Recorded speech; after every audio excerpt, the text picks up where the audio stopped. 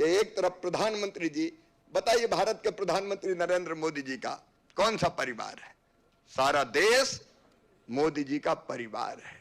वो दिनों रात लगे काम में, लेकिन कुछ लोग उसी में खामियां निकालते रहते हैं, रोज आरोप लगाते रहते हैं। अभी नया शगुफा छोड़ दिया, बोले समझौता हो गया तो गड़बड़ हो गई, रोज एक आध इधर उधर का सवाल पूछ रहे हैं। मेरे मित्रों, एक नेता है जो पार्ट टाइम पॉलिटिशियन है और फुल टाइम ड्रामेबाज है, ड्रामा ही करता रहता है। ना तो उनको ट्रेड की समझ है और ना ट्रेडिशन की समझ है। जिनने गांव नहीं देखे, गांव की गलियां नहीं देखी, खेत नहीं देखे, खेत की पगडंडियां नहीं देखी, कीचड़ नहीं देखी, धूल नहीं देखी, जिनको पता नहीं गेहूं की बाल ऐसी लगती कि ऐसी लगती। अब वो आरोप लगाने का काम आजकल रोज कर रहे हैं, रोज कर रहे हैं। मैं आज उनसे कुछ सवाल पूछना चाहता हूं कि मोदी जी ने जो किया है वो तो सारा देश देख रहा है, लेकिन राहुल बाबा आप बताएं कि क्यों आपने स्वामीनाथन कमेटी की रिपोर्ट को मानने से इनकार कर दिया था? उस रिपोर्ट में कहा था किसान की लागत पे 50% मुनाफा देकर ही मिनिमम सपोर्ट प्राइस घोषित होनी चाहिए। तो एफिडेविट देके कांग्रेस की यूपीए की सरकार ने यह मना कर दिया था कि यह बिल्कुल नहीं हो सकता, इससे बाजार विकृत हो जाएगा। आपने क्यों नहीं किया? किया तो 2019 में नरेंद्र मोदी जी ने तय किया कि 50% लागत पर मुनाफा जोड़ के हम मिनिमम सपोर्ट प्राइस तय करेंगे। मैं एक सवाल और आज उनसे पूछना चाहता हूं, क्योंकि वो रोज ट्विटर खेलते रहते हैं। आजकल ट्विटर एक्स हो गया, एक्स खेलते रहते हैं। हम तो भैया सीधी बात करते हैं। आप ये बताइए कि 2010 में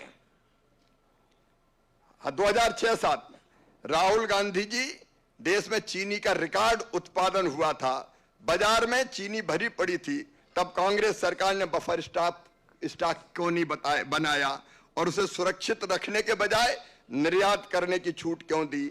जब उत्पादन ज्यादा था तब भंडारण नहीं किया, जब दाम गिरे तो किसानों को क्यों नहीं बचाया, और जब निर्यात हुआ तो देश के हित क्यों नहीं देखे? एक सवाल और, आपकी सरकार ने 36 रुपया किलो में चीनी का आयात किया 36 रुपया किलो, विदेश से मंगाई 36 रुपया किलो, और फिर आयात करके 12.5 रुपया किलो निर्यात कर दी। ये कौन सा व्यापार है और ये कौन सा खेल है? 36.5 रुपया किलो 36 रुपया किलो मंगाओ और 12.5 में बेच दो। इसमें कौन का हित था? आपको जवाब देना पड़ेगा।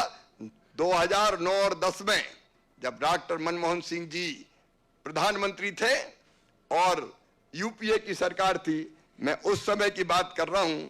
एक बात और पूछना चाहता हूं आज कांग्रेस से, खुलेआम पूछना चाहता हूं, किसानों के बीच में पूछना चाहता हूं। 1993-94 तक जब खाद्य तेलों में भारत आत्मनिर्भर था, बाहर से खाद्य तेल नहीं आते थे, तब मनमोहन सिंह जी की सरकार ने, मनमोहन सिंह जी उस समय प्रधानमंत्री नहीं थे, प्रधानमंत्री नरसिम्हा राव जी थे, कांग्रेस की सरकार थी, और तब यह तय किया था कि खाद्य तेलों को ओपन जनरल लाइसेंस में डाल दिया जाए, जिससे खाद्य तेल विदेशों से भारत में आ जाए। और तब जब सस्ते खाद्य तेल आए तो भारत की खाद्य तेलों में आत्मनिर्भरता समाप्त करने का पाप और अपराध किसी ने किया तो वो खुलेआम कांग्रेस ने किया।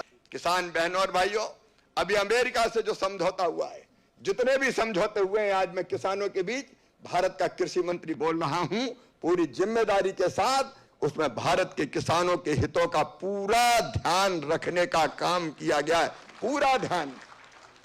हमारे यहाँ जो चीज होती है हमने नहीं आने दी, गेहूं हो, चावल हो, आज चावल के उत्पादन में भारत दुनिया में नंबर 1 पर है। चीन को हमने पीछे छोड़ दिया, चीन पीछे रह गया, भारत आगे निकल गया। ये चावल नहीं आएगा, गेहूं नहीं आएगा, हमारा मक्का जैसी कोई चीज नहीं आएगी। ये तय किया है बाकायदा देख के कि जिससे भारत के किसानों को कोई नुकसान ना हो, लेकिन वो चीज जिसकी हमको जरूरत है और जो हमको बाहर से मंगवानी पड़ती है।